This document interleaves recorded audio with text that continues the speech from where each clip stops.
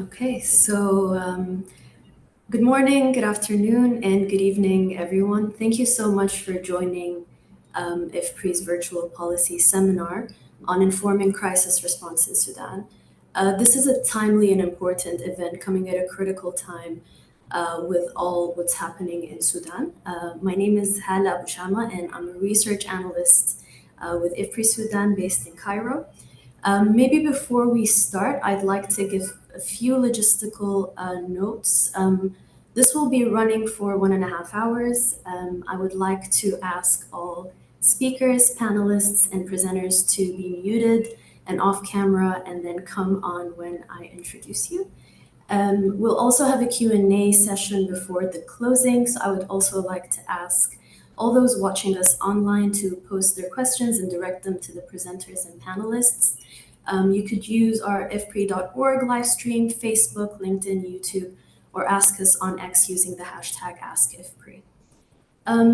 Without any further delays, allow me to introduce our speakers who will be giving opening remarks.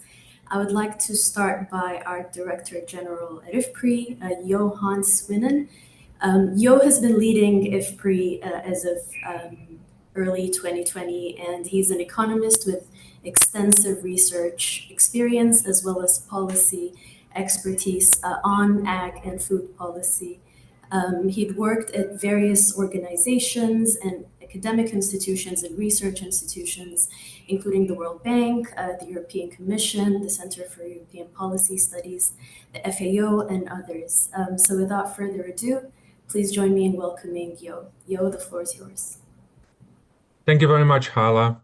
Good morning, good afternoon, good evening for everyone joining us today from across the globe for our event on informing crisis response in Sudan. I'm personally in Des Moines, in Iowa today at the occasion of the World Food Prize conference there.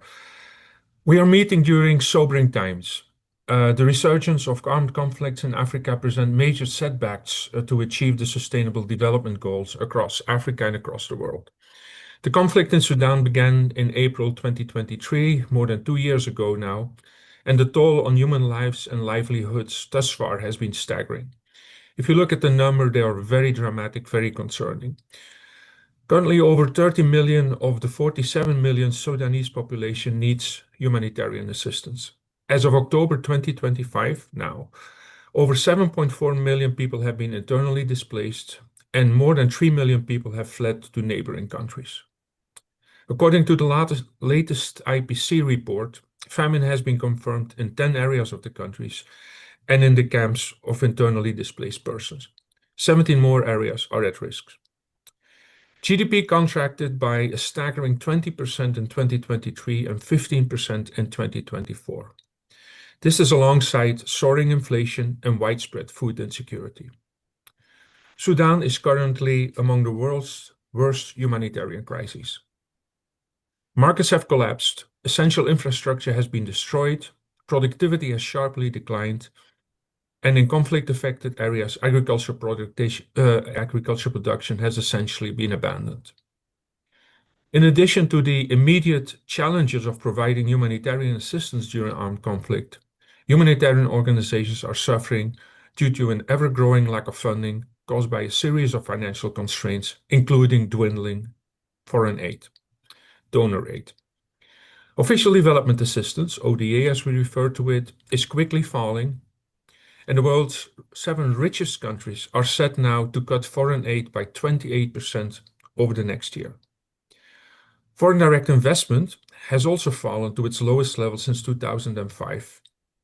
And furthermore, rising debt and rising interest rates are putting pressure on low and middle income countries. This is forcing humanitarian organizations and governments to revisit the effectiveness and cost efficiency of their program and services for conflict-affected populations. At IFPRI, we believe that evidence must inform action. Through our Sudan Strategy Support Program, we are working under very difficult conditions to deliver timely but policy-relevant research. Our team is providing real-time data, policy analysis, impact assessments to guide humanitarian and development responses. Earlier this year, we organized the Sudan Conflict Conference in Nairobi, Kenya. The event showcased recent research on the conflict's impact on policy dialogue and learning from comparable conflict experiences. The event brought together researchers, policy advocates, humanitarian actors, various stakeholders, and development practitioners. The discussions there were centered around the devastating impacts of the conflict and about charting pathways for recovery and resilience. There is now a book in the pipeline which is capturing the insights of the conference and the discussions there, and our research, obviously. This book will be published online ASAP to be available for everybody who is interested. And so we expect it to be online in December 20 of this year, so in 2 months, and it will be launched formally to another Sudan conference in early 2026. Today's policy seminar aims to share and discuss recent evidence on alternative methods to deliver humanitarian aid, and this among conflict and aid among armed conflict, and to focus on the impact and focus on the debate around the conclusions of this thing and the suggestions coming out of it. Our hope is that our discussions today will extend beyond this meeting into policy, into practice, and certainly, hopefully, to improve the lives of those most affected by this crisis, the people of Sudan. I want to thank very much the people who've organized all this, our moderators today, our panelists today, for being a vital part of this discussion. And I look forward to a thoughtful and engaging event and hopefully useful conclusions and policy options coming out of this. Thank you very much. Thank you very much, Yo, for these opening remarks. Now, to proceed with our opening segment, please join me in welcoming Laurent Bouquera, who is Sudan's country director and representative at the World Food Programme. Laurent had previously served as an Eastern Africa regional director within WFP, and he also worked within major emergencies, including Yemen, Somalia, and Ethiopia. We look forward to your remarks, Laurent. The floor is yours. Thank you, Hala. Thank you all, and thank you, Johan, for your insightful opening remark that have set, I think, a compelling tone for today's dialogue. Also, I want to thank IFPRI and all of you for having me today.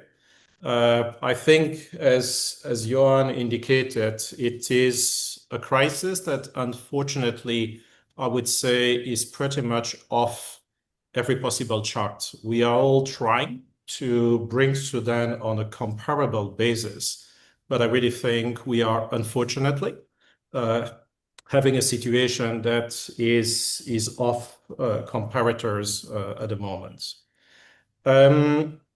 I'm really pleased to join you, and I hope many people online who are studying and giving attention to Sudan for not only a critical debate, and I think there will be a panel, but I would say to also join an important conversation on informing the crisis response in Sudan. And I want to really compliment IFPRI for convening this gathering. With the risk of repeating some of the elements that Johan introduced, I will still put a few numbers for us to have the context on Sudan. With I think nearly 10 million people displaced in Sudan, Sudan is facing one of the most complex, one of the most challenging crises, I would say, in the world at the moment, and possibly for many years when looking back. We have over 4 million that have fled to neighboring countries already grappling with their own crisis, grappling with extreme level of hunger, displacement, and humanitarian needs that unfortunately outpace the generous resources that we are receiving from donors year on year. At the same time, returns in Sudan are happening. We are happening at scale, and they are placing, unfortunately, a significant pressure on damaged infrastructure and a very limited and challenged level of services infrastructure, but also a challenged set of markets that are barely coping with a number of returning refugees, returning IDPs within their area of origin. Hundreds of thousands of Sudanese have returned to their country, primarily from Egypt, but also from South Sudan, returning to areas in particular of Blue Nile. Today, over 25 million people in Sudan are facing acute hunger and the threat of famine in a number of locations. At the World Food Programme, we witness daily the devastating impact of the war. I think Johan signaled a few of those, but I would say we are unfortunately witnessing that on a daily basis. And once again, the funding that, however, comes in generous numbers is still not aligning with increased needs, or I would say needs where the acuteness continue to increase. Fortunately, despite these challenges, and together with many of our partners, NGOs, partners within the UN, but partners also within the civil society and the communities, we have been able to scale up to about 4 million Sudanese reached on average on a monthly basis during the last few months. This is a 100% increase compared to last year at the same time. This didn't come without challenges, didn't come without incidents, and I would say incidents that at times take the lives of those providing or the lives of those supporting this delivery of assistance. In Darfur, we are at the moment assisting more than 2 million Sudanese. I'm flagging this because a few years ago, when the conflict started, we had extreme difficulties to reaching population in Darfur. The challenges are still there. As I said, it has costed lives of people supporting, but at least we are able nowadays, through all the different modalities, both in kind and cash transfers, to reach more than 2 million Sudanese within the Darfur. In the areas that are declared or at risk of famine, we have reached in the last month of September 1.8 million Sudanese. This represents over 85% of the population that have in the last IPC or the last assessment reached the level of famine. I'm flagging this as it has been, again, an extreme effort and a persistent effort by all the teams and all the partners to be able to reach those levels that not that long ago were below the 20% reach for the Sudan famine or risk of famine areas. However, locations such as El Fasher, Kadugli, or Dilling in South Kordofan continue to be severely challenged. Our access is very, very difficult. In El Fasher, as everybody knows, we are waiting and trying to bring a sizable convoy, but that has not been successful to date. Sudan is not only a landscape for urgent humanitarian situation needs, but it is also a story of resilience, a story of recovery, and of agricultural opportunities. And I wanted to flag this specifically on this forum, as we often focus on the Sudan crisis and risk going by significant opportunities. In this context, the role of IFPRI, the role of CGIAR is critical. It's important that the broader research community come together. It's important that we come together with the research community in helping understand the drivers of food insecurity, but I would say understand them in depth in order to be able to turn that understanding into an applied understanding and solutions that can take Sudan, that can take the Sudanese further forward and into pathways to resilience and development. At the moment, and I want to flag a few of those situations. We have, and thanks to the partners such as the World Bank, we have launched at the moment an initial phase of restart of a safety net program in a number of locations across Sudan. The initial rollouts demonstrate not only a strong potential for scale up, but I would say an applied options and solution, in particular for urban centers and areas experiencing significant returns, as we can see in Khartoum, in Wad Madani, for example. Also, in partnership with the African Development Bank, we are working with hundreds of thousands of farmers across Sudan to enhance the agricultural productivity in the most fertile region. At the moment, it has focused on the wheat, the sorghum, and we are embarking in trying to expand this with other options for the production. A portion of this food is actually purchased and supporting other parts of Sudan where we have more severe food insecurity. These are not just projects, these are testimony of the recovery in motion, a humanitarian development and peace nexus, not in theory, but I would say in practice, or at least in practice and with potentials. By investing in Sudan productive capacity, we are not only feeding the communities today, but laying the foundations for a more self-reliant tomorrow. Yet, no single actor can meet the scale and complexity of today's challenges alone. Addressing them effectively demands a shared commitment to learning and applied research, engaging in a joint planning and coordination of the actions. It is for that reason that I would like to call on all partners and also our partners today, the IFPRI and CGIAR and other key stakeholders, to join forces in advancing evidence-based, high-impact solutions that deliver a meaningful and lasting change. Let me conclude by once again thanking IFPRI for convening this important dialogue.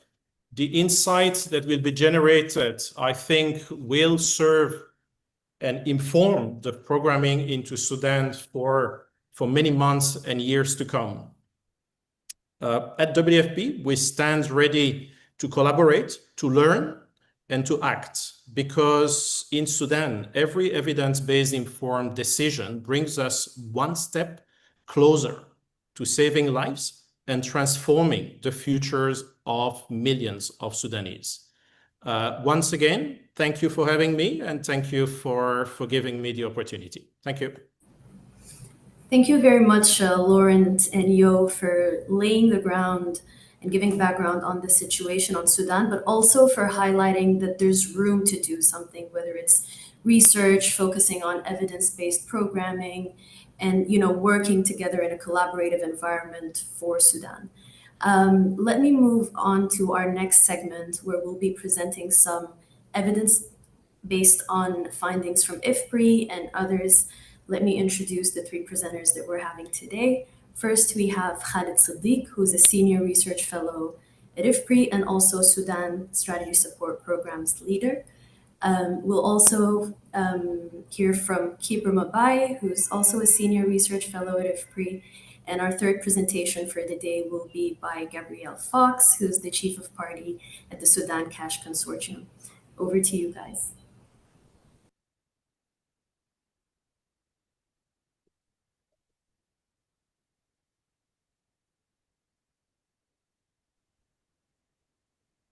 Thank you very much, Hala.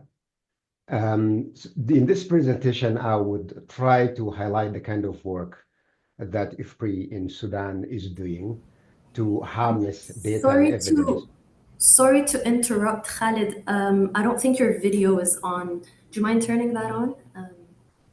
Oh, sorry. Thank you. For some reason, the camera is not willing to come on.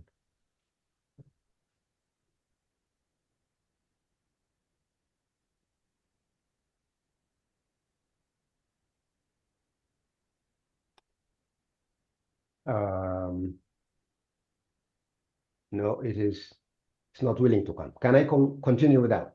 Yes, that's fine. Go ahead. Thank you, Hala. Yes, in this presentation, I would like to highlight the work that IFPRI is doing in Sudan to help in forming effective crisis response. So Joe mentioned some of the work streams IFPRI is doing in Sudan. I'll just highlight a few of them. We're conducting surveys with national surveys covering the country, the 18 states of the country, most of the time for farmers, household in rural and urban areas, but also enterprises. We're monitoring the markets, providing prices, information. We're also engaging with WFP in different fronts, one of which is looking at the social assistance modalities. And we're also working on the assessment of the resilient project. So the largest resilience project, that is the BAT project, which is also an engagement with WFP and Mercy Corp. We're also implementing assessments that uses sophisticated economy-wide models to look at the impact of the conflict and provide scenarios for recovery. To do this, we utilize different ways of data collection, and these start from satellite data, but also using different tools that suits the situation on the ground, in the location and on the time. We use, for example, interactive voice recording, messages to be sent to farmers, for example, and gathering information from them. We also utilize telephone interviews, and when the situation allows, we also use in-person interviews. We were able to put together information from before the war and compare it to the period after the war started.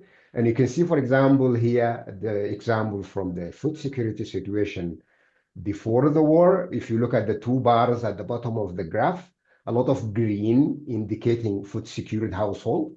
Not necessarily the best in the world, but at least much better than the period before the war. If you look at the three upper bars with the green shrinking a lot and the red expanding. We were able also to tell this story in the different states of the country, the 18 states. You can see the first two bars to the left have more green, but as we move during the conflict, the other three bars, we can see a lot of red color indicating severely food insecure household. We were also able to differentiate the food security situation by gender. If you look at the bottom half of the graph, you see the green there. You also see that male-headed households are more food insecure. And when you move to the upper half, you would see that in rural area that remains, male-headed households are more food secure. But if you look at the urban household, you can see during the war, female-headed households were performing better when it comes to food security. We also studied the potential of digital cash transfers, and we asked the household what kind of modality they want to use to receive the money. You can see most of them preferred Bangkok and airtime. We also realized that female respondents prefer airtime more than Bangkok.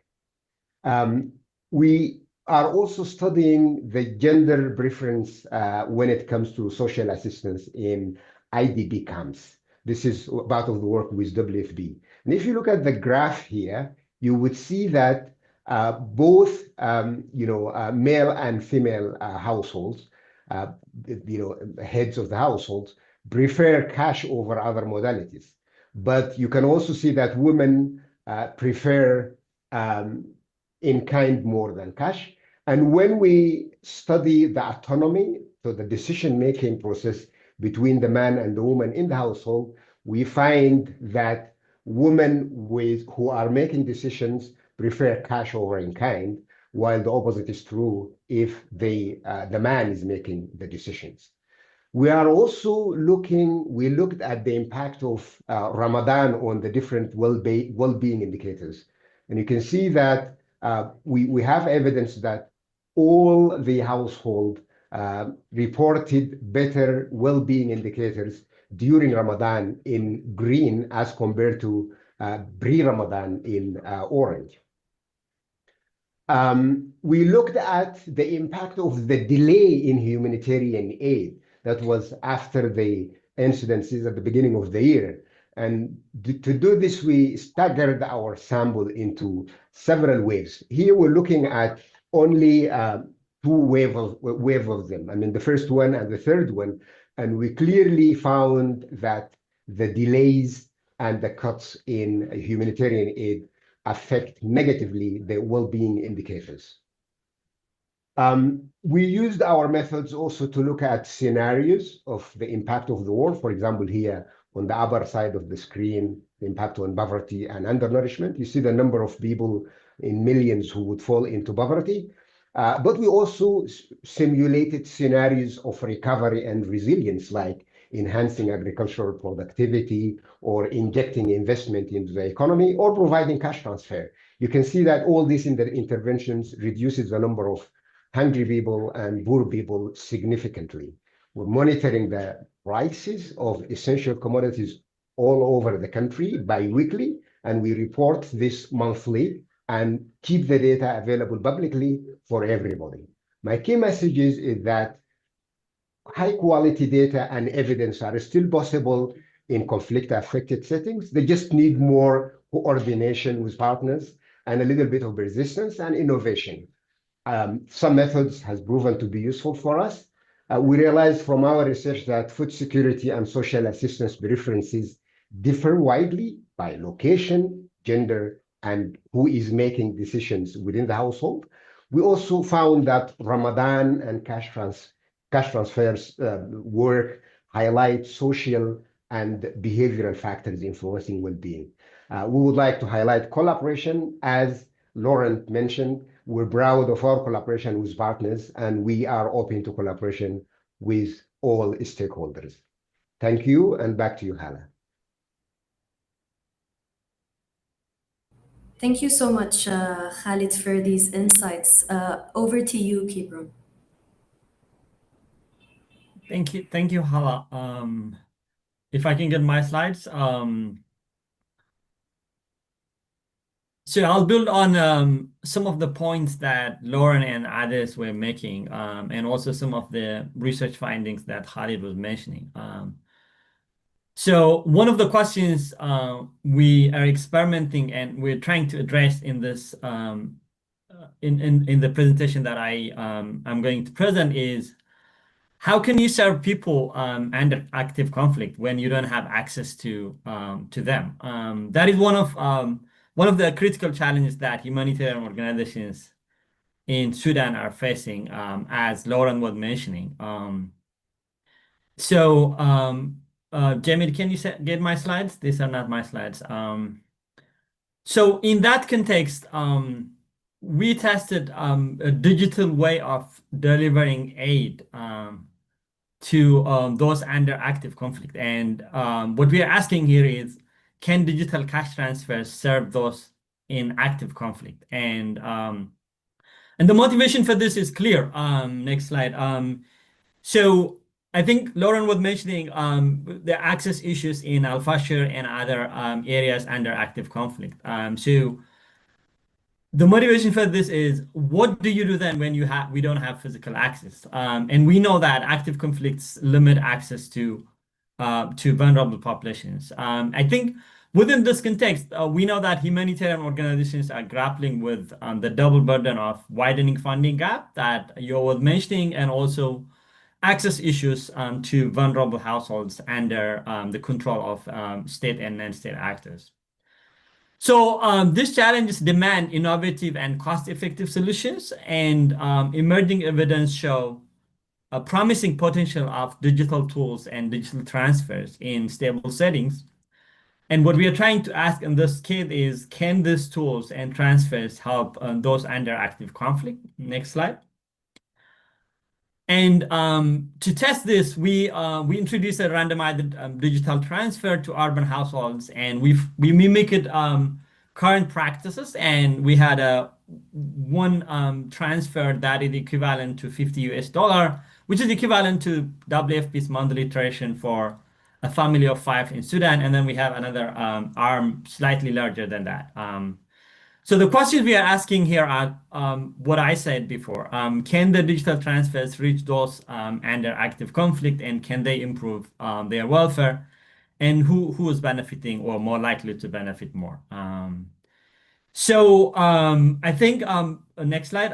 With that, here is the one additional motivation. And if you see the graph here, the map here, the red lines are showing inaccessible roads. Then what you can clearly see here is there is an access problem when we compare. For example, when we think of moving goods and services from the west part of the country to the east, or from the east to the west, there are important challenges here, and I think that is one of the main reasons why we are trying to test digital transfers in this study. Next slide. So we built on a large household survey data we had. This is urban household survey, and we're focusing on urban households. And because of the access issues, we're not using face-to-face survey, so we are using what we call CATI, computer-assisted telephone interview. Next slide. And what we did is we started with 3,000 households in the baseline, and then we elicited their preference for different types of digital transfer. Next slide. And then once we have that, again, next slide, we then group them into 3 groups. So we have a control group, a treatment that receives $50, and then another arm that receives 75. Next slide. And then go ahead, next slide. Next slide. And then, so here is one of the economic conditions that were happening immediately before the transfer. As you can see here, the economic condition of households were deteriorating before our transfer. And this is the context that we are operating. And what we are asking here is, can we help households struggling with satisfy their basic needs? And I'm going to show you that the transfers do help. Next slide. So here are some of the results. When we compare food security before the transfer and for the control group and the treatment group, what you clearly see is the control group households suffered significantly in terms of their food consumption score. You can see a decline from 68 to 59 or 60. But that's not happening with the treatment group. Those receiving the transfer were protected. And you also see similar pattern in the second figure, where we have the food insecurity experience scale. While the control group households suffered significantly, we see that the transfers helped households protect their food security. Next slide. We see similar patterns when we consider mental health outcomes. You can see stress on the one side and then anxiety disorder on the other. You can clearly see that those households receiving the transfer were protected, and they reported slightly lower level of stress and anxiety. Next slide. Then we are asking who is more likely to benefit more, and an interesting pattern emerges here. What we see is when we compare households that are living in states under the control of RSF and those under the control of SAF, and again, this classification is not precise, but when we see here what happens to the households, we see that those in states under the control of RSF are benefiting more from the transfers. Next slide. And that's clearly seen in the mental health outcomes also. And we interpret this as evidence that humanitarian needs in those under active conflict may be higher, and that is the reason why the transfers are much more useful than in those areas that are in less of need of humanitarian assistance. So to conclude, if you go to the next slide, we see that the digital transfers reach almost all targeted beneficiaries.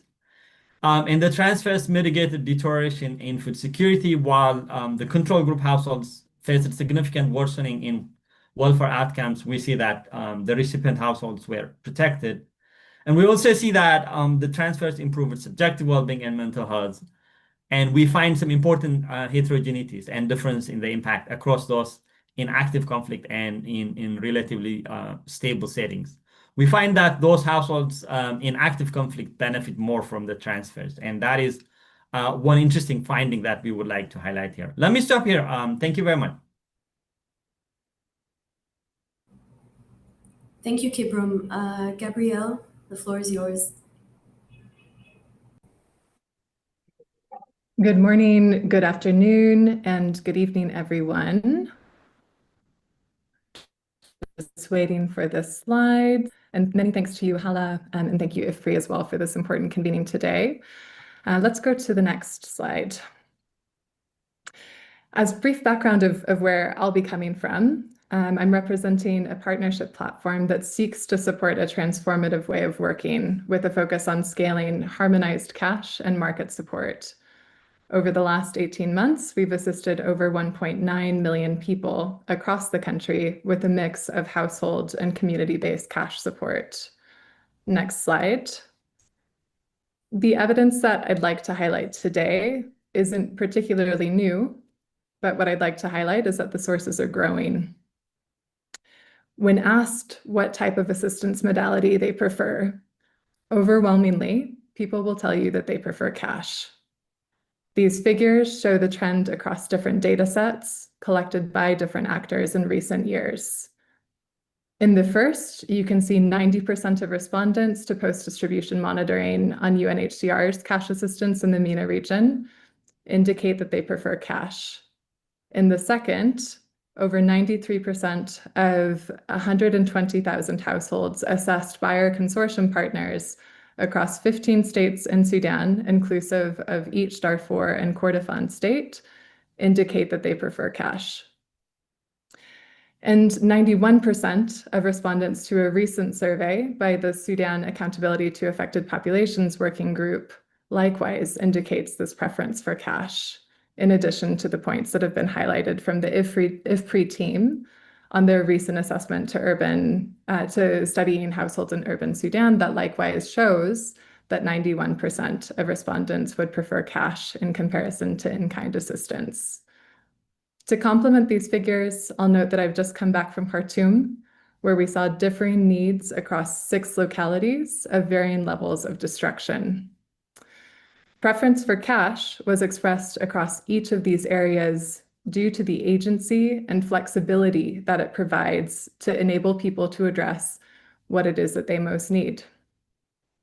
To buy the food that's appropriate for their family's needs and preferences, to seek the health services that their children or elderly relatives require, to repay relatives, neighbors, shopkeepers for their support through periods where they've had nothing themselves, to pool resources to start income-generating activities like purchasing a tuk-tuk, a donkey cart, basic materials for soap making that can provide for their families beyond the period that they're receiving aid. The needs and combination of needs vary according to each unique household that we reach. With our commitments around human-centered design and putting affected populations at the center, and even more so now with the humanitarian reset focusing on enhanced impact and cost effectiveness, we should expect to see significant allocations for cash in our humanitarian planning. Next slide. And yet, when we look at the total allocation for multi-sectoral cash within the primary humanitarian planning document for 2025, we see that the total target was only 6% of the total appeal budget. While this is a somewhat crude comparison, the key takeaway is that we have a significant disconnect between what people say they want and the way that our system is oriented to support them. As we're now in the midst of our planning cycle for 2026, I sincerely hope that we'll see a significant increase in this allocation. But my sense is that we haven't seen the systemic shifts that are needed to make this possible. Next slide.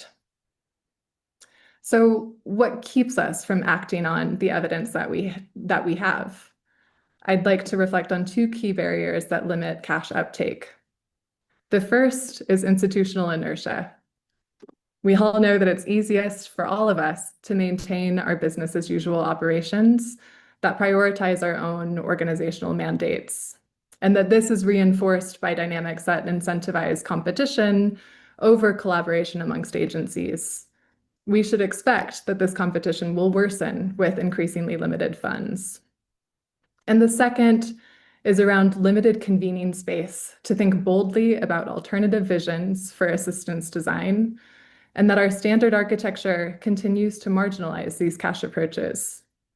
We're stuck in our organizational silos, in part because there's not an effective convening space to establish this alternative and inclusive vision for how we can collectively approach such enormous and complex need. While there is clear value to the technical expertise that's housed within each of the clusters, our focus on the sector-based cluster system means that we often favor these siloed planning approaches and marginalize opportunities for cash and integrated programming. In closing, I'd like to reflect that in each humanitarian response, we take years to build a base of advocacy to support increased use of cash. I think it's time that we collectively acknowledge that in this case, it's not about the evidence. It is about the attention to and problem solving around our own institutional and systemic barriers to deliver on what we know people prefer. Thank you. Thank you very much, Gabrielle, Khalid, and Kibram for these insights and all the evidence coming from Sudan. Without further ado, allow me and join me in introducing our distinguished panelists today. First, we have Professor Alex Deval. Professor Alex Deval is the director of the World Peace Foundation and a professor at the Fletcher School at Tufts University. Alex had worked on Sudan for maybe the past 3-4 decades. He's an expert on Sudan and the Horn of Africa, researching and working on and around advocacy on issues to do with famine, humanitarianism, and conflict. We're very pleased to have you on board today, Alex. Our second panelist is Samantha Chattaraj. Samantha is the emergency coordinator at the UN's WFP in Sudan. Samantha also has a couple of decades of experience within humanitarianism, within WFP and other organizations. She's also an expert on food security and livelihoods and issues on and about that, working currently on Sudan. She also served previously as the head of program at WFP Ethiopia. Welcome on board, Samantha. And our final panelist for the day is Lina Mahjoub. Lina is an advocate for public policy, social justice, and also entrepreneurship. She's the co-founder of Impact Hub Khartoum and a former board member of Impact Hub. She's also a co-founder of the Sudan Social Protection Alliance.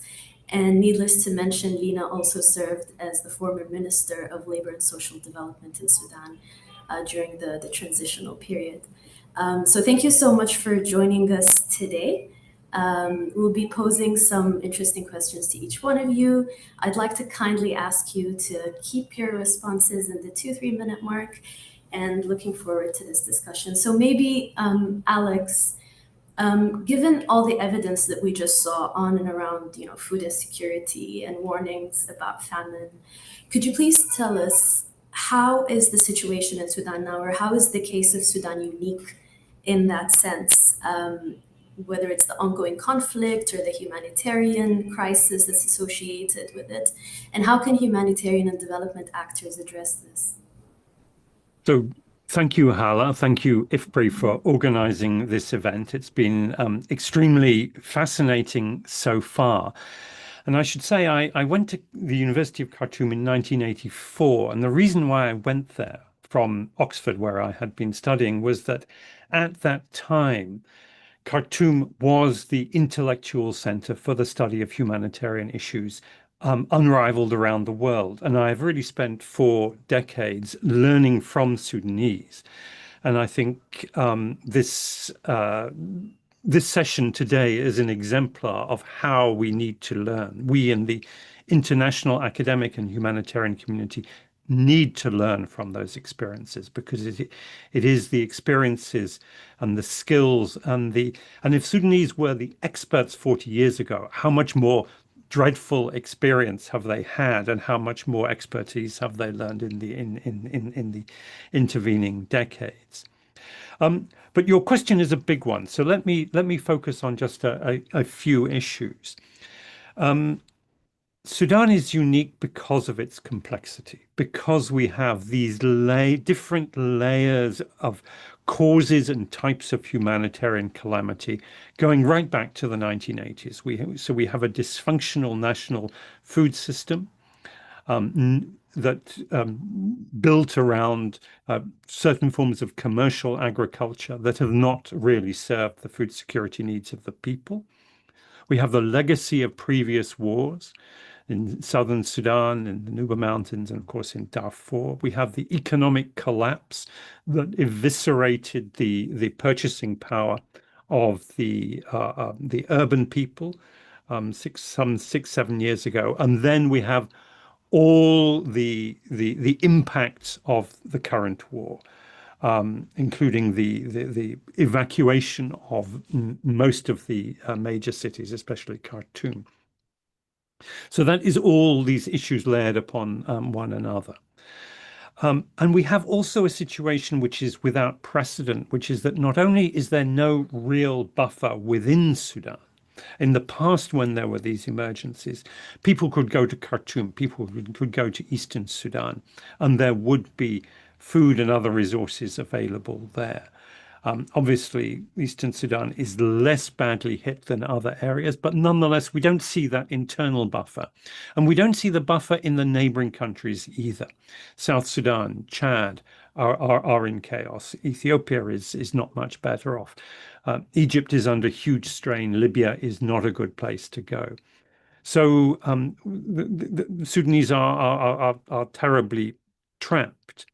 And then we have the issues that have been alluded to, the problems of access. But the bigger problem here, which is that we know how to overcome that access problem with cash transfers, but the institutional inertia is there, and also just the lack of funding is an enormous problem. But underpinning this, I think there's a normative decay, a disinterest. So we have at the United Nations, we have Resolution 2417 on armed conflict and food insecurity, which ought to be activated in a crisis such as Sudan. We ought to have the United Nations Security Council acting under that, using all the measures that it has to call to account those who are using starvation as a weapon of war, to impose whatever measures are necessary in order to get the belligerent parties to comply with their obligations, and to get international actors also to move. This hasn't been done.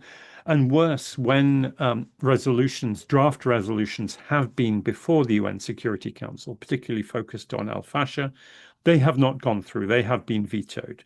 The last one almost a year ago by Russia. So there is this normative decay, this abandonment of humanitarian principles that is, I think, underpinning the extraordinarily slow and ineffective international response.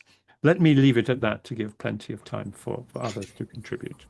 Yeah, thank you so much, Alex. Thinking about these underpinning complexities and issues that are effectively constraining humanitarianism and adequate assistance to the most vulnerable is a critical issue that I think can only be solved through evidence, collaboration, and coordination amongst the different actors.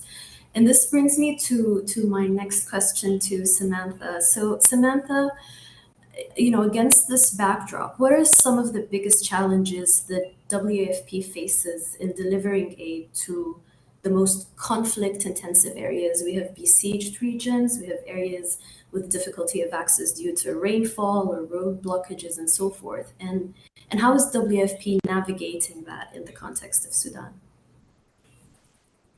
Thank you very much. I just wanted to say that it's a pleasure to be on this panel, and thanks for having me. I think we already heard in the beginning, in the opening remarks, as well as some of the presentations, on how the numbers in Sudan are just off the charts, and how the needs are outpacing the resources very much. And as such, I want to put forward three major challenges, or three broad areas of challenges that we are facing, and also say very briefly how we are addressing those challenges, because we just can't stop at identifying challenges. We have to come in a collaborative way through various solutions and tools to address those. One more thing I want to highlight, that in Sudan, when we look at the staggering numbers of 25 million acutely food insecure people, 8 million people out of which are emergency levels, and then we have an additional 2.1 million people in famine and risk of famine areas. It always seems like an overwhelming number, but in reality, when we are making our distribution plan every month, that hits us very hard as humanitarians, because the first challenge we face is the prioritization. From a big number of 25 million, we only have resources to assist, as World Food Programme in Sudan, around 4 to 5 million people every month, depending on how the funding situation evolves. And as such, this means a fraction of those in need can be assisted, and that is a ongoing challenge, because we have to make extraordinarily difficult choices in deciding which states, which localities, which households will receive assistance every month. And in Sudan, we do not only have internally displaced people or residents, but we also have refugees, almost 1 million of them, who have come from various war-affected countries around Sudan. And as such, this is one of the greatest challenges, and how we are trying to address it is through evidence. And through evidence, how do we select the worst of localities? How do we select the worst of households is something that we are doing regularly, and this is where the food security assessments, the market assessments, the nutrition assessments, all of these come into play for us to do the prioritization. That being said, the second challenge we face is to maintain continuous humanitarian access, because food is something, whichever modality, whether it's in kind or through cash, we have to deliver every month as it's needed every month, and we provide monthly ration. And this implies that consistently every month we have to maintain the level of access required to reach those worst off areas which we have prioritized. And a few tools we applied. One of the tools which has been already spoken of is the digital transfer to people. Now, our funding for cash has been quite limited, but we have a capacity to assist more than 2 million people with cash-based transfer. However, we don't receive that level of funding, so we have prioritized famine and risk of famine, the 27 famine and risk of famine localities, to get digital transfer continuously every month, while we send in-kind food as a complementary process. And this layering has helped to maintain over 80% or over 85% of coverage in the hardest hit or the worst of 27 localities classified as famine or risk of famine in the last IPC. Having said that, I want to also provide two other facts that have been very useful in maintaining continuous access, as well as a quick reminder on where we do not have access and how that is a challenge that the whole world needs to acknowledge. The first is that we have also used local partners through localization drive to support community-based kitchens, whether it's in Khartoum at the height of crisis, and now we are also starting that in Al-Fasher, which also has a component of funding or financial support to local actors. And the other aspect is that over the last few months, and we need to also acknowledge when things work for us, that the operating environment in Sudan is very challenging, but in the last few months, we have received approval of almost 90 to 95% every month from the Humanitarian Aid Commission in Port Sudan, which really facilitated a lot of movement of trucks to bring in-kind deliveries as well. And as an outcome, net outcome of all of this is that we are able to maintain our demonstrated capacity of 4 million people per month on average. Last thing as a reminder is that currently we as WFP, along with our partners, and we must acknowledge the amazing partners we have, local, international, as well as various other stakeholders that are facilitating our work, that we have the ability to reach anywhere in Sudan except one locality, which is Al-Fasher right now. Kadugli and Dilinj have also been quite challenging, but we are hopeful that we will be able to access those places soon. Now, the last and the final challenge is funding gaps against the magnitude of needs. And this goes back to the topic of prioritization. Obviously, we are very, very thankful to donors for their generosity, but unless the scale of funding remains, to help World Food Programme as well as other partners working in Sudan across cluster sectors, etc., to be able to maintain assistance at scale. And if that funding doesn't come through, then we may see another version of Sudan where the red markings of high levels of food insecurity will further increase. I will stop here and back to you, Hala. Thank you. Thank you so much, Samantha, and thank you also for highlighting the role that WFP and different organizations also play in liaising with community-based organizations and central kitchens and such. That's critical to effective aid targeting. Which brings me to my next question about the presence and the role of local actors in the current crisis. And Lina, can you please tell us a bit more about Sudan's Social Protection Alliance? What gaps does it aim to fill within Sudan's social protection systems? And how do you see it moving forward given the rapidly evolving nature of the situation in Sudan? Thank you, Hala. Thank you very much. It's a pleasure to be on this panel and on this seminar. And thanks to IFPRI for convening this very important conversation at this critical time, as previous speakers have rightfully emphasized as well. And actually, I want to thank Alex for talking about Sudanese experts, right? And there is a lot of experience. And I think this is where the Sudan Social Protection Alliance idea came from. It's actually the key recommendation out of a conference that was held earlier this year, actually in May, and it was about charting a future for social protection in Sudan, bridging research and policy.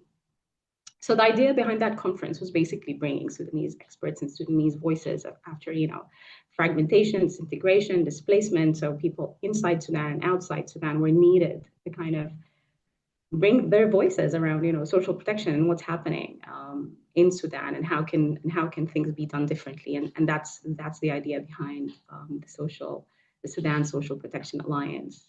So the idea is how can we convene a virtual policy space for Sudanese experts inside and outside Sudan and Sudan allies. So it's not just Sudanese, but it's Sudanese led, So the idea is how can we make use and bring all these different voices and experience, because Sudan, I mean, it's not just the war, right? And if we're talking about the fragmentation, that actually the social protection system, is one of the things that we're focusing on. It has been happening before the war, but of course it has been exacerbated.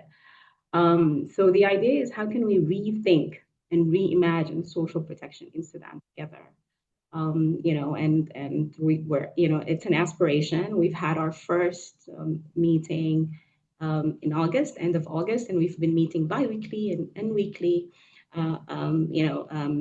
bringing the different experts. Our aims are to actually also shape sustainable aid strategies, because I think it is definitely also about sustainable finance. How can we influence international aid and development policy by trying to promote locally owned, context-sensitive solutions? How can we think about doing things differently? How can we be more bold? And how can we, also convene multi-stakeholder dialogue and advocacy? And a lot of it. I mean, and it's hard.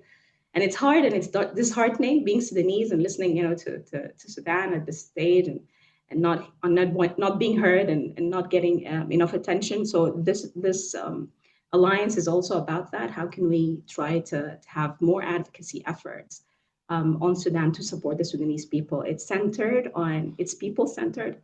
So we care about the Sudanese people everywhere. We have decided on 3 work streams right now that are actually meeting weekly and more than one meeting per week.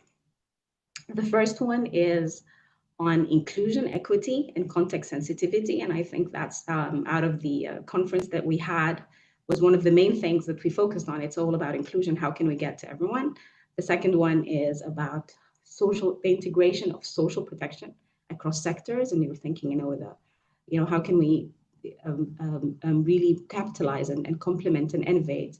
And the third one is, of course, around digital and financial infrastructures.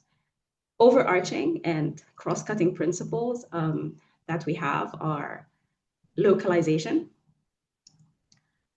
sustainable finance, research, because it's all evidence-based at the end of the day, legislation, and these are the kind of lenses that we want to kind of look at. How can we support and bring to life a reimagined social protection system that is locally owned and is about actually responding to emergent needs, but at the same time trying to build a recovery and resilient system that is shock responsive. Thank you. Thank you so much, Lina. This is fantastic information and very impressive initiative. And really looking forward to seeing it progress and see how it integrates and pushes this agenda forward. I think indeed it's difficult also in the context of Sudan now to think about all of these context-specific solutions and these advocacy efforts without also thinking about peace building and social cohesion and such in the case of Sudan, which brings me to my next question to Alex. Alex, how do you think peace-building efforts in Sudan can be supported and sustained given the status quo? And what role can the different organizations, international or local, play in supporting and facilitating that? Thank you. Well, it's a brute fact, and I think unfortunate but true, that the road to peace for Sudan runs through the Middle East. It runs through Cairo, Abu Dhabi, and Riyadh. And the measures, the initiative of the Quad, those 3 countries plus the United States, to come to a general agreement about how to proceed is the right one. It's the right first step. The problem is that it's really only the first step. And there is a danger that it will simply become a mechanism for those states to pursue their own rather narrow interests. And so several things, I think, follow from that. One is that those Arab countries, Egypt, Saudi Arabia, the UAE, but also, of course, we should add Qatar and Turkey, all efforts should be made to make them into champions of the humanitarian issue. They haven't been active on this issue at all. And when they are active, it tends to be in just one-off gestures. for publicity, not substantively. And so that is an audience that we need to engage with. And then assuming that there is some progress in getting an agreement between the principal belligerents. Of course, we don't want to see the future of Sudan simply in the hands of the generals. The peace process needs to go forward with a very substantial civilian representation and much more of a representing the grassroots agenda. And in order for that to be empowered, not only do we need scaled up humanitarian assistance, but the more that assistance can go directly to the people, the more they will be empowered. And lastly, we then need to address the macroeconomic issues, the debt, etc., that Sudan is still embroiled in. Over. Thank you very much, Alex. I mean, this is necessarily important, both humanitarian and also development interventions in Sudan now are critical and critically need to be targeted effectively. So maybe Samantha, can you share with us some insights on how WFP aligns immediate humanitarian needs with more long-term resilience building efforts in Sudan? Sure. World Food Program, by default, we have a dual mandate, humanitarian and development, and decades of experience in doing so. And in Sudan, even before the crisis hit in April 2023, we had quite a large development portfolio moving towards, country strategic plan that was underpinned on that. Now, after the crisis in April 2023, obviously the compass moved and we had to really scale up on crisis response. But that doesn't mean that we took our sight off the resilience agenda. And in fact, it has become even more and more important now, given that the crisis has lasted for over 2 years. I will put forward 5 points that help us to layer different programmatic tools to be able to bring resilience or recovery very quickly and alongside relief. First is that we work with smallholding farmers, and that is from end-to-end production to all the way to their market linkages. And as such, the very famous Sudan emergency wheat production that we implemented right after the crisis was, is a flagship project that shows that through various tools, whether it's farmers cooperatives, whether it's providing the right productive inputs, whether it's the logistic machinery, that we were able to quickly deploy to ensure that wheat production was as optimal as it could be. And due to this, 84% of the wheat production of last year was through the direct contribution of of this project, of this intervention that was funded by the African Development Bank. Apart from that, we build community and institutional capacity, farmer cooperatives to sustain production, local governance of agriculture in fragile setting. We also promote social cohesion and inclusive recovery. This means the joint program, as an example, in Darfur. And I'm giving an example where my first point where I talked about the wheat production, it was in the east, and my third point, which is about social cohesion and inclusive recovery. And this is an example from Darfur in the west, where a joint program has been implemented primarily with UNICEF. And this is able to rebuild trust between communities and empower women and youth so that they are able to access basic services in a peaceful way. Fourth, we invest in shock responsive safety net. This is a critical part of social protection. Safety nets such as school meals, as well as shock responsive transfers, whether it's cash transfer, etc., are extremely critical, especially right after a huge humanitarian relief assistance and the development funding still hasn't kicked in. This provides us time to be able to, support programs and communities. As such, our operational backbone for this, which is digital registration, creating a digital social registry, targeting cash delivery or cash transfers, these have been quite instrumental for ensuring safety net for 500,000 people this year.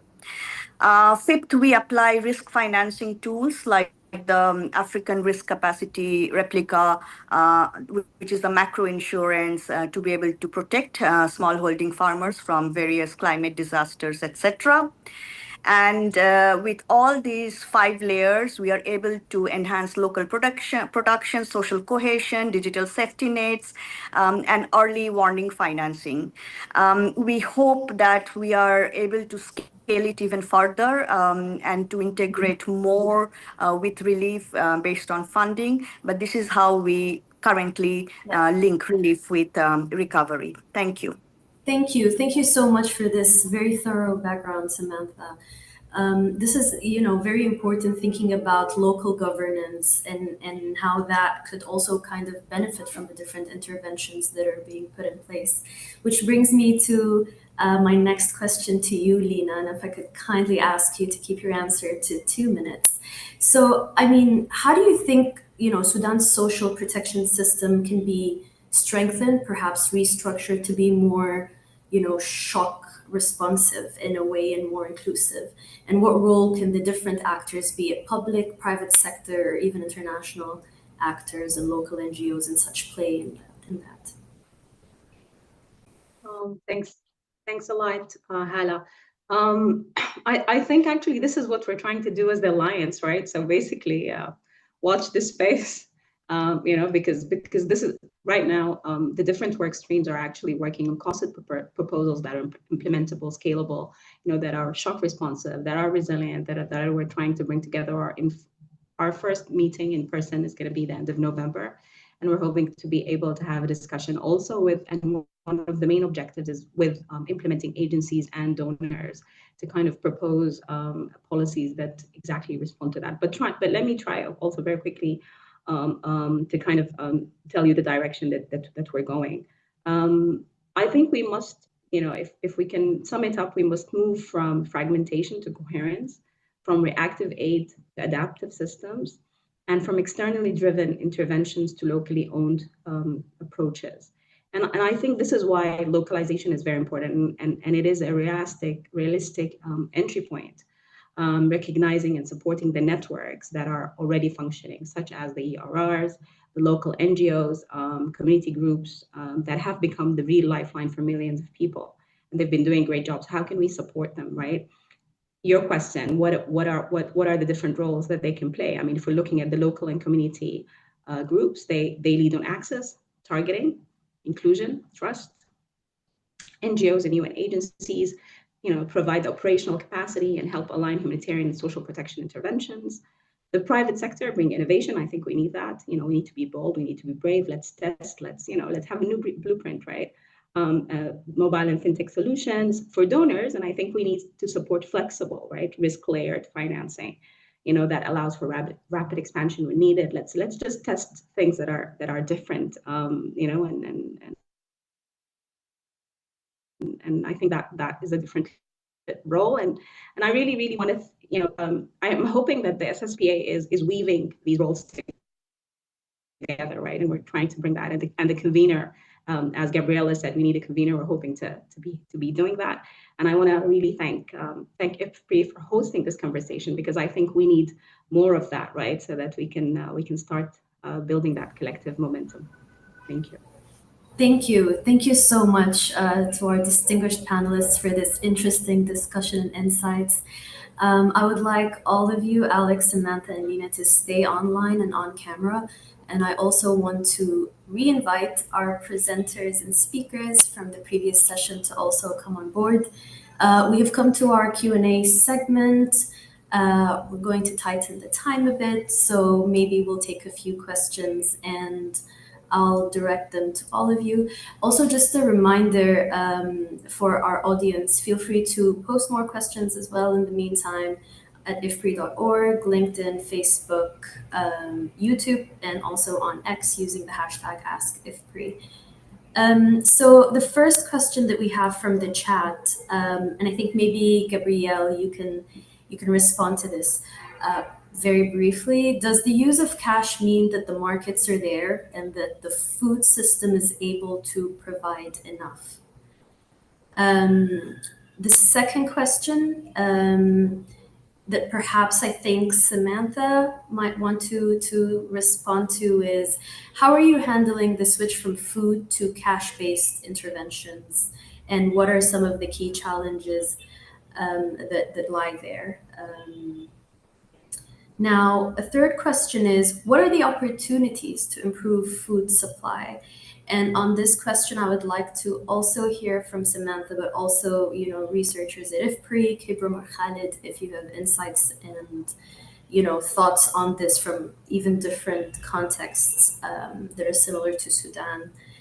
I think we can respond to these three and then we'll go to the next question. So over to you, Gabrielle, Samantha, Kibram and Khalid. Thanks very much, Hala. And as you've rightly said, I could speak on this topic for quite a while, so I will try to be as succinct as possible.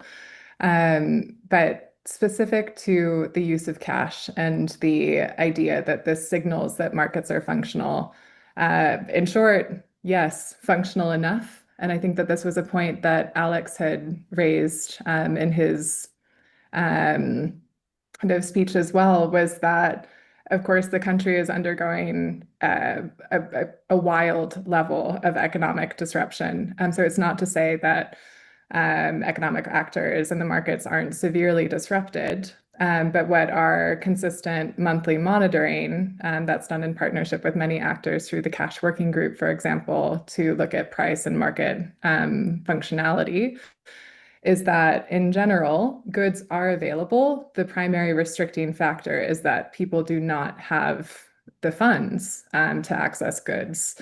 And so that's where we really do see the relevance of cash assistance in bolstering people's ability to purchase the goods that they need from local markets. And in a really interesting case, I would also note that there's incredible learning, I think also back to Alex's point on kind of what experiences are coming out of Sudan that really in some ways are counter to what we typically have practiced with global humanitarian response, where listening to local response groups, these communal kitchens, for example, in besieged settings, we've heard from them that we do need to keep supporting those kitchens, even when we know that markets are severely disrupted and limited goods are getting through. We know that actors have been able to cash food commodities, and that even more than that, they're actually asking us to start individual cash transfers to these locations as well. Thanks very much. Thank you, Gabrielle. Samantha, over to you on the question on the switch from the switch from in-kind to cash-based, and also opportunities to improve food supply in the markets. And I'd also like to ask you to keep it brief so we can cover as many questions as we can. Thank you. Sure, thank you. For switch from in-kind to cash, well, the thing is that for us, we have a general umbrella of what we call general food assistance. It's very different from the food aid that was known in the 80s and 90s. General food assistance means that we provide monthly food assistance to people in need based on the best modality or most feasible modality within the context. And as such, we provided it through both in-kind as well as cash. And obviously, sometimes funding determines how we design that. Now, whenever we switch from in-kind to cash, we have two critical tools we apply.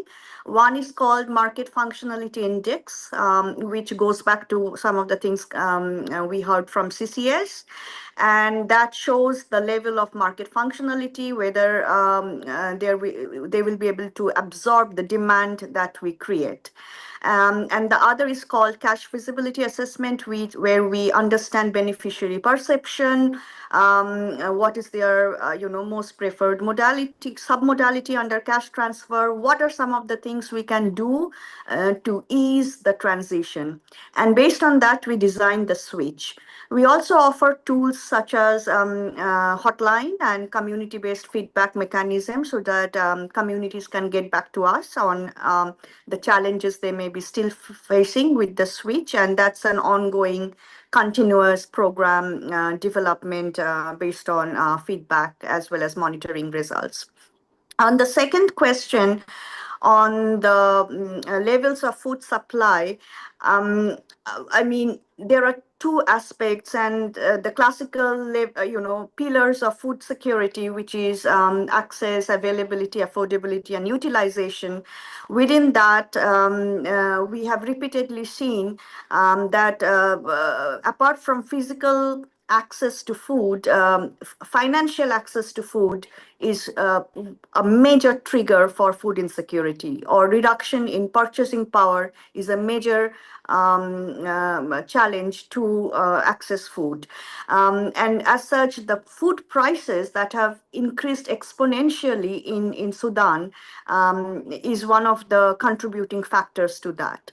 But the availability of food is there in the market to an extent that can address people's monthly needs. And this is where the assessment tools I mentioned come into play.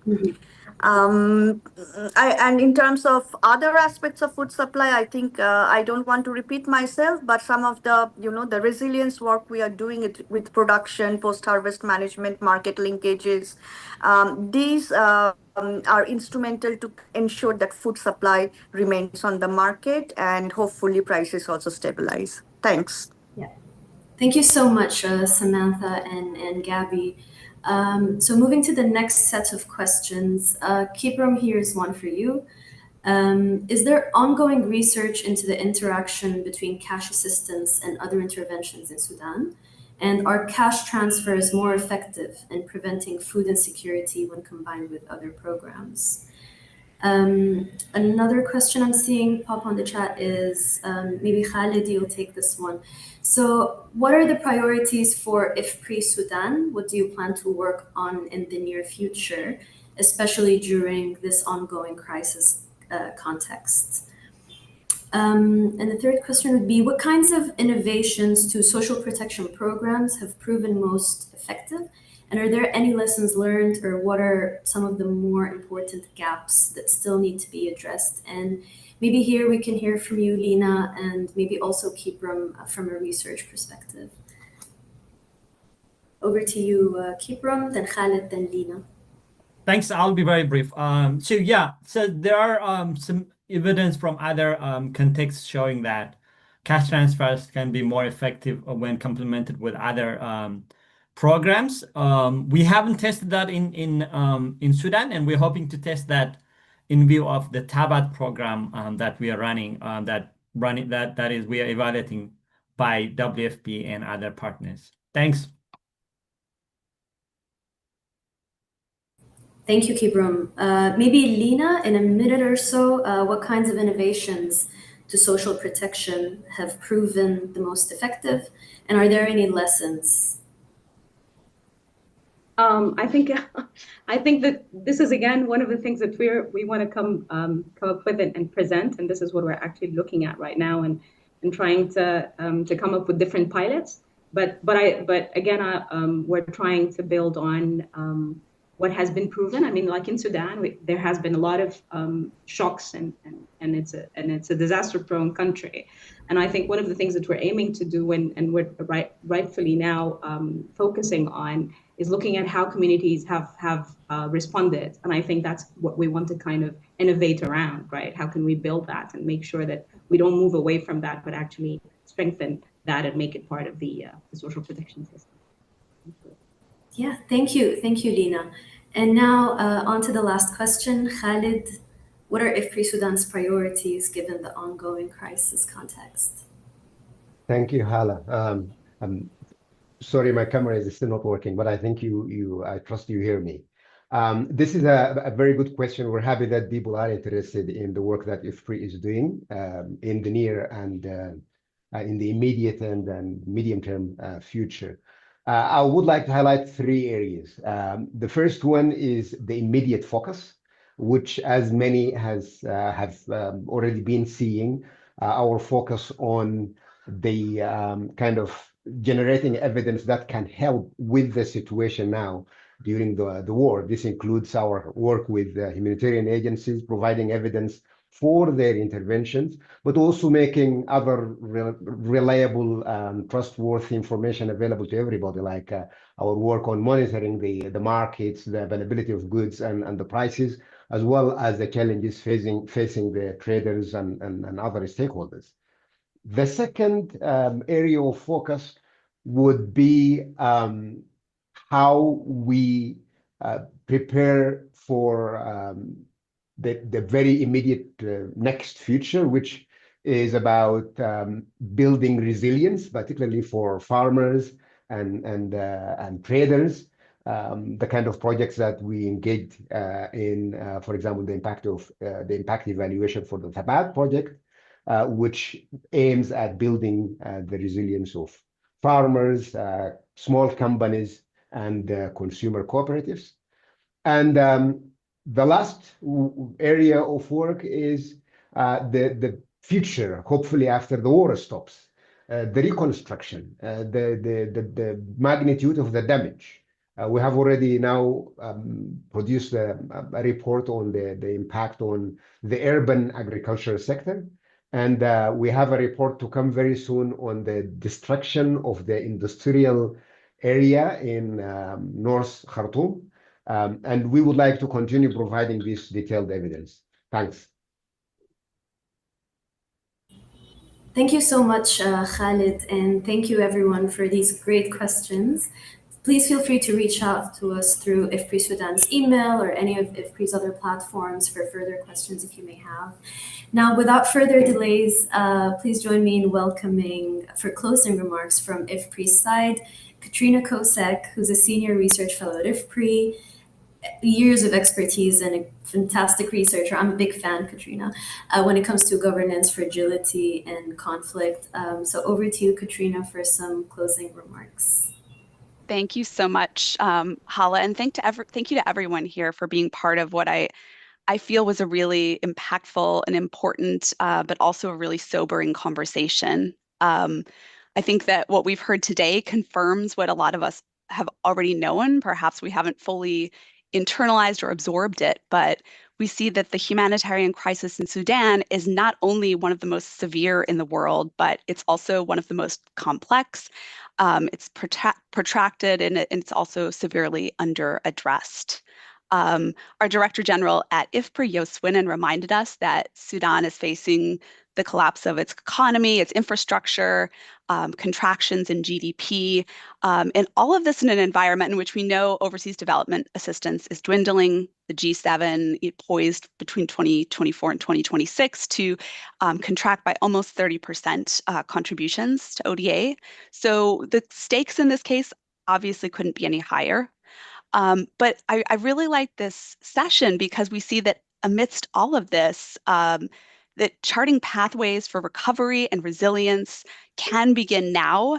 There's many people fighting for it, and we know that we need to do it now, that we can't wait until the fighting stops, but there seem to be solutions that even pedaling through conflict come up as promising. I'm very excited for the IFPRI Sudan book that's coming out in a couple of months, and I think a lot of this will become spelled out well and clearly there.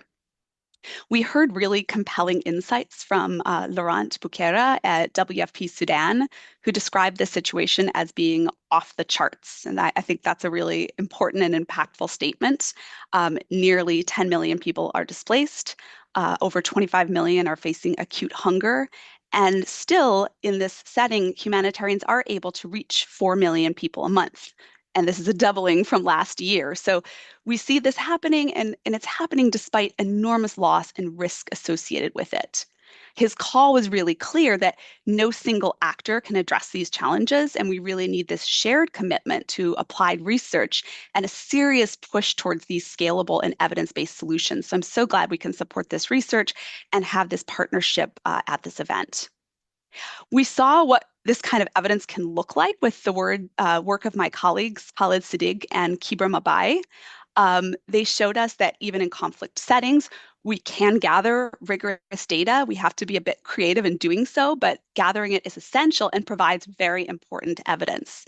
IFPRI research into digital cash transfers demonstrates not only the feasibility, but the impact, and not only on food security, but also on other outcomes like mental health.